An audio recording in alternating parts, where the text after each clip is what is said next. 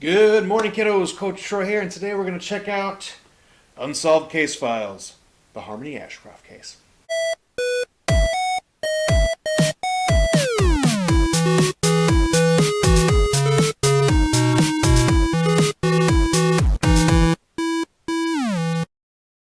Now, Unsolved Case Files is a series of murder mystery games. This is the first one I picked up, first one I played.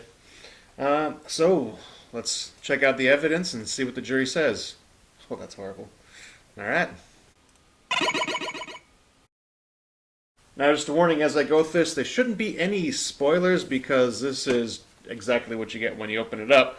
There are other envelopes inside that you'll open up as you go through, but the stuff I'm showing now is nothing that's going to ruin anything, I don't think. Alright, now when you get it, you get this cool folder here. Bam, just like a detective. And inside, you're going to get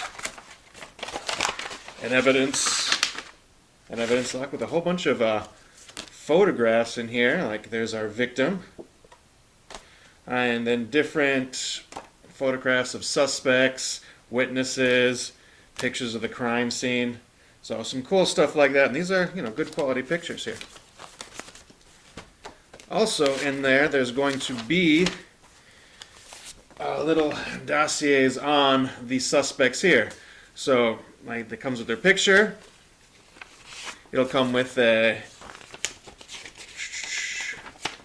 person of interest information here. So it'll have things like height, weight, left-handed, right-handed, if they own a car, tattoos, priors, things like that, and a little statement on what they were doing when the murder happened, as well as witness testimonials.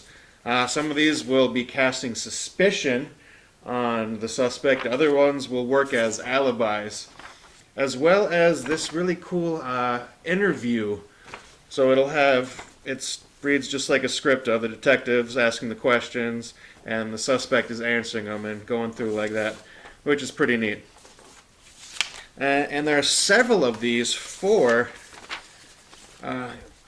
different suspects. Boom, we got this guy, the fiance. All right, it's always the fiance, isn't it? The childhood best friend. Now this one was kind of neat because it started off with someone who was actually convicted of the murder, and your first task is to figure out why he is innocent. Now this particular crime happened in 1998, so he's already been in jail for several years. But your first task is to figure out why he is innocent, and then you go from there. It's got the cool newspaper clippings, and these are, good stuff. Information on the arrest of and conviction, and information on the murder, the murdered person, the victim, as well as the coroner's report, which is pretty neat, and a little map of the area, and yes, evidence report. So lots of cool stuff, and in here you're gonna use what you have in these just these different reports to, like I say, first step. There's three different things you got to figure out. The first one is, again, finding why the convicted murderer, convicted suspect, is innocent. And then from there, you'll open another packet to have your second task, and then there's a third task, and then a final solution, which is pretty neat. So, yeah, I like it. How you play it, it's cool. You get all these papers, you spread them out over the table, and you just start going through and comparing evidence. Like, okay, it says he was here at this time, and and you just like a detective show. Now, how you figure out if you're right or not is you're going to go into the website, so you can use your phone or a computer for it, and you're just going to tap in the two different pieces of evidence that you've put together to figure out to answer whatever the question was, like the first task of figuring out why the man was innocent. And so you put in the two things that you saw that you believe are why he's innocent, and it's going to tell you if you're right or wrong. And if you get it wrong, you have the chance for a clue if you need it. And so, yeah, it's a pretty neat system, but you will need internet access of some sort. Now, the components for the game, I think, are fantastic. I mean, it is just sheets of paper, but whoever typed this up, they put in detail. All right, the photographs are great. The dossiers are fantastically written. It looks, authentic. It looks like real stuff. There's the witness forms are like handwritten, so you could, some are in cursive, some are in some kind of little bit of bad handwriting, but it's pretty neat. They say all these different things, like the city map of where everyone lives and where the crime happened and where the suspects were found. The coroner's report, I think, is really cool as well.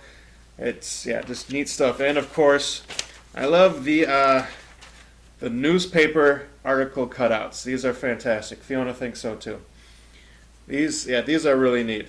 And see, it has on the back, it looks like it was cut out of a newspaper, so it'll have stuff on the back as well. And just some, really neat information on here, and just really well done, I think. Now, I haven't played too many of these murder mystery games before. The closest I've played was Sherlock Holmes Consulting Detective, which I absolutely loved, one of my favorite. So it's similar in many ways, like it's got the newspaper clippings and the information that you're putting together. And there's multiple questions, not just figure out who the murderer is, but several steps along the way to figuring that out, which I like. But there's definitely an ending to it, which is a little better than Sherlock Holmes, because you just kind of decide when you think you figured it out. But there's only one case in here with a few questions, whereas a game like that, you get 10 different cases. Now, overall, if you like this kind of thing, I recommend it. You gotta like the reading. You gotta like, solving murders or crimes or whatever. Obviously, that's got to be something you're interested in. And $25, it's not a bad deal. Not a bad deal, $25, especially for the quality of the components that you get. It's better than some of the other things that I've seen. So, I would recommend it. It is a little pricier for just one case, but it is repackable. So, like, if you get this, you can repack it and you can trade it with friends who have maybe bought the other ones. And so you can trade them, do them yourselves, discuss them. So if you look at it that way, not a bad deal at all. In fact, I would highly recommend that if you've got a group of people that like doing this, you can't exactly get together, especially in these COVID times, right? Everyone buy their own, solve them, repack them, trade them, solve them again. Then you can discuss and talk about it, which is pretty cool. All right, so overall, I'd recommend it. Now, I played this with my girlfriend on Valentine's Day. She absolutely loves the TV shows that go through the murders and whatnot, so this was right up her alley. She liked it a lot. There's a lot of reading, which she's not a huge fan of. That's why she'd never like something like Sherlock Holmes Consulting Detective, too many little passages and back and forths. But this she was able to get into. We just took turns reading the different things, and she does the escape rooms with me, but she's not a really big fan of them. Not like Fiona here. So this, I think she liked a lot better. So I think moving forward, I might be getting more of this style of game that I can play with her. Now to say the time of the 2 hours that it took us, it was just fine. I see a lot of people finished it in like an hour or so, but again, we had a whole day to ourselves. We had no plans on rushing and seeing how smart we were to see how fast we can do it. We enjoyed going over everything. We took our time. We read everything. We tried to look at all the little details, and so we really enjoyed it. We took it like a serious case. We really wanted to figure this out. I don't know. I really enjoyed it. She enjoyed it. We had a good time. We're gonna do another one, okay? Let me know what you think. Was it good? Was it bad? Should we do the other ones? Have you done the other ones? And how do they rank? How do they compare? Or what are some other murder mystery games like this that are pretty good that I should check out and that we should play? Let me know. Throw it in the comments.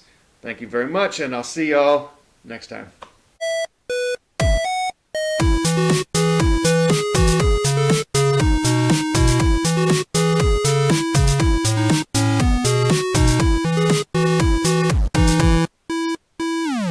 Seriously, kid, I'm trying to work here. You gotta work with me.